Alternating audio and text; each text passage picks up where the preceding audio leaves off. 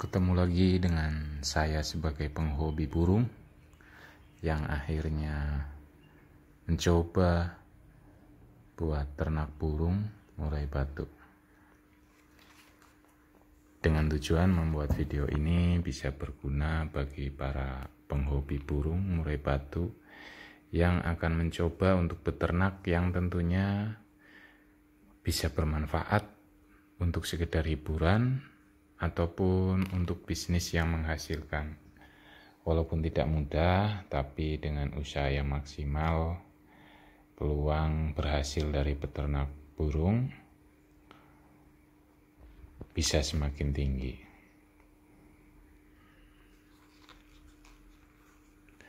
Karena banyak sekali penghobi murai yang akhirnya jadi pebisnis murai batu. Kita bisa lihat di YouTube ya, yang akhirnya jadi pebisnis yang menghasilkan.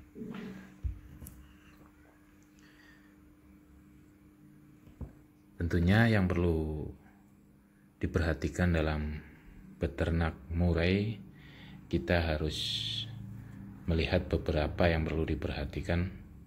Lokasi ya, lokasi juga itu harus dipilih yang tidak ada gangguan, seperti kita bisa lihat di video.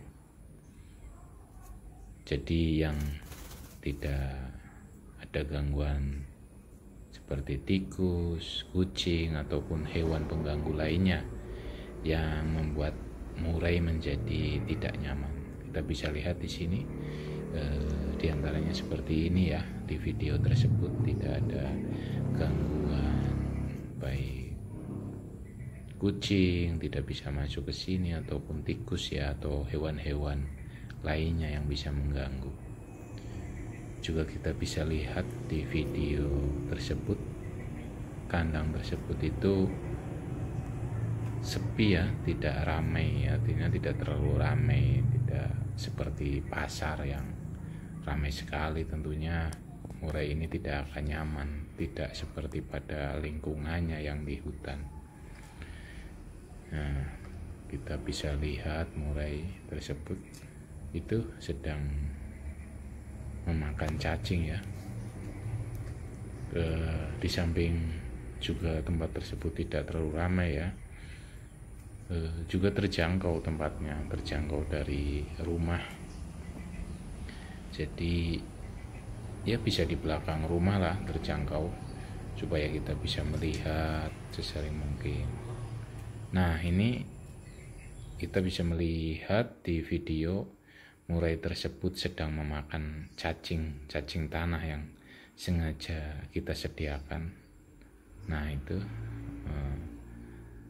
murai tersebut sedang memakan cacing yang bertujuan untuk keseimbangan emosi, ataupun supaya murai tersebut menjadi tidak stres atau nyaman di kandang, dan juga tidak over birahi ataupun stabil lah dalam birahinya, juga tidak mudah terkena penyakit. Tapi jarang-jarang ya, jangan terlalu banyak memberikan cacing. Nah, di samping tidak terlalu ramai juga tempat tersebut harus bersih ya, minimal ya sering dibersihkan lah 1 minggu 1 kali, supaya kandang tidak terlalu kotor, sehingga murai pun tidak cepat terkena penyakit. Karena kalau sudah terkena penyakit, harus mengobatinya juga sulit, karena biasanya gampang sekali kalau murai ini mudah terkena penyakit seperti tetelo ya. Nah, di sini kita bisa lihat ya, ukuran kandangnya ya sesuai selera lah, bisa seperti yang dilihat di video. Ukuran kandangnya sekitar 1,5 meter ya panjangnya ya, lebarnya juga sekitar 1,5 meter kalau tidak salah ya, karena sudah dibuat 1 tahun yang lalu ini ya. Tingginya ya kira-kira sekitar 2 meteran lah, supaya murai ini bisa bergerak bebas, bisa bermain dengan pasangannya. Ini sekitar berumur sekitar 1 tahun lebih ya. Ini adalah hasil dari anakan murai batu yang terdahulu yang mencoba dijodohkan dengan murai batu yang baru ya, yang jantannya itu diambil itu dari Jawa Tengah ya. Artinya supaya tidak satu indukan, jadi saya ambil dari tempat yang lain. Walaupun ini sebenarnya hanya sekedar hobi ya. Itu bisa dengan dijodohkan dengan murai batu dari teman, ataupun bisa bertukar dari teman atau dari jantan atau betina lainnya yang jangan satu indukan. Karena kata peternak-peternak umumnya itu kalau dalam satu indukan itu tidak bagus kalau dijodohkan. Terus dari makanan utamanya adalah jangkrik, makanan-makanan alam ya, yang dari alam, jangkrik, ulat bisa diberikan tapi jangan terlalu sering. Utamanya untuk memacu birahi bisa, tapi jangan terlalu sering. Kita bisa lihat di sini di video tersebut ya, murai batu ini sedang mengunjal sarang, membuat sarang ya. Dia sedang mematok-matok dari cemara, daun cemara yang nantinya akan dibuat sarang oleh murai. Jadi murai batu ini membuat sarang ini merupakan refleks alaminya, karena tanpa melihat indukan atau murai lainnya mengunjal sarang, tapi murai batu sudah menjadi nalurinya.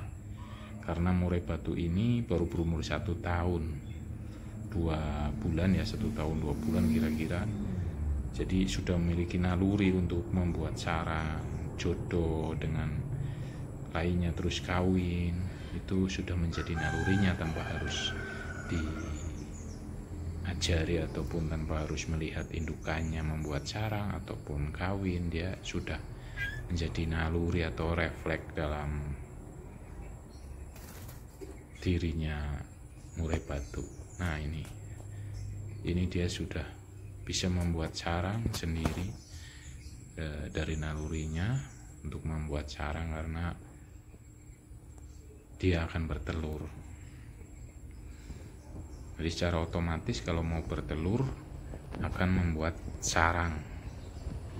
Yang perlu kita lakukan kalau sedang mengunjal ya, ataupun mematok-matok daun terus dia menumbuhkan sarang, kita harus menyediakan dari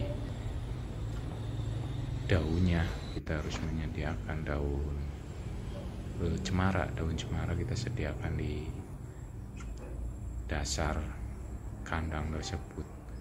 Terus taruh di situ daun cemaranya, nanti secara naluri burung murai batu betina ini akan mengunjal sarang atau daun cemara tadi untuk menjadi sarang. Itu sudah menjadi naluri untuk membuat sarang, sudah menjadi refleks ya dalam otaknya si burung tersebut untuk membuat sarang.